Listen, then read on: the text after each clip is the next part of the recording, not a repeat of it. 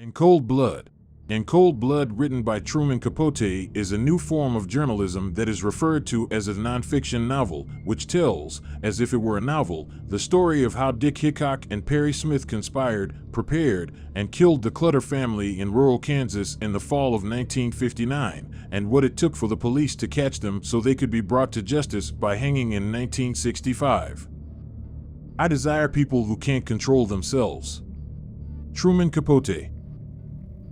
Key points of In Cold Blood. The murder of the Clutter family was tragic and horrific.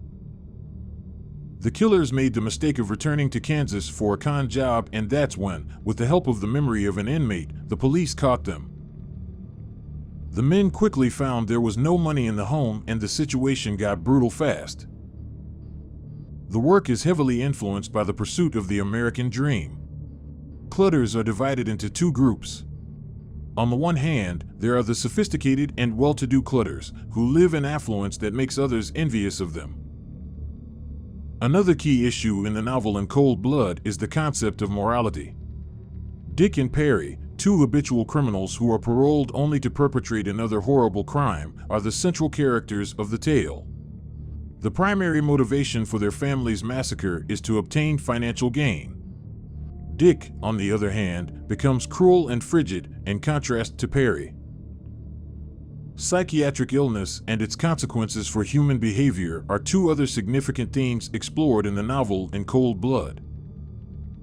Another key motif in this nonfiction novel is the element of suspense. The writer has used a narrative reporting approach in such a way that the readers are constantly on their toes, wondering what is going to happen next in the tale. The use of literary elements such as flashbacks and foreshadowing to build suspense in this form of objective or ostensibly objective writing is common. An additional key subject of the novel is fear, and Capote successfully leads the reader into experiencing the same anxiety that many of the central characters do throughout the novel. Another prominent theme in the novel In Cold Blood is the theme of family, which includes family life and familial affection.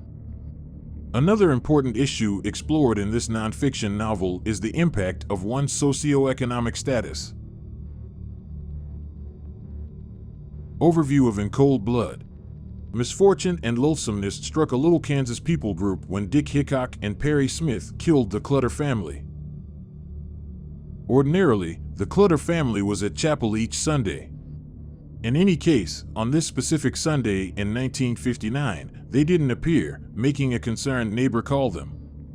At the point when they didn't reply, she and a couple of different neighbors concluded they would make a trip to keep an eye on them.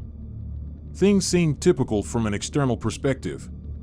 However, when they glanced through the window and saw immaculate food on the table and the substance of a satchel tossed on the floor, they realized something wasn't right.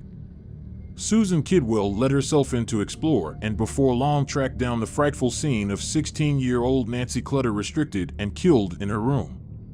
They called specialists on call, and soon they tracked down different individuals from the family, each bound with their mouths taped shut. Every one of the four had been shot in the head, and Mr. Mess had his throat cut too. The scene was loathsome, and nobody could get why. To compound the situation, the police had no leads at all. The memory of a prisoner joined with a misstep by Hickok and Perry was exactly why the police expected to close the case. As time elapsed, the police didn't gain a lot of headway. Ultimately, the station contacted the General Society for Data. A radio program playing data about the case at a Kansas state penitentiary jostled the memory of one of the prisoners, giving them fundamental data. Floyd Wells perceived the Clutter name quickly and acknowledged he knew precisely who had done this. He once imparted a cell to a man named Dick Hickok.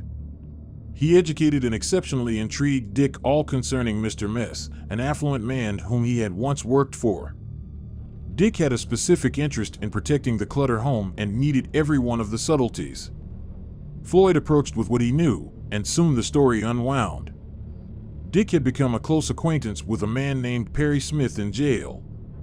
Dick considered Perry to be a characteristic executioner, and he accepted he could utilize his absence of a still, small voice for his potential benefit.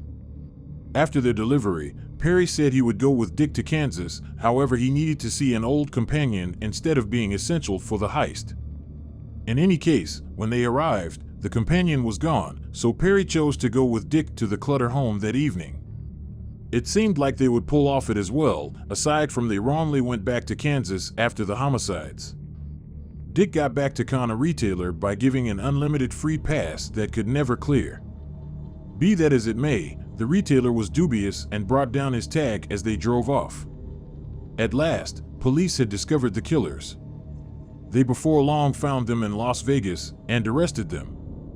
In the wake of gathering other proof, for example, coordinating with food prints' lastly admissions, the two were sentenced to death and in the long run executed for their wrongdoings.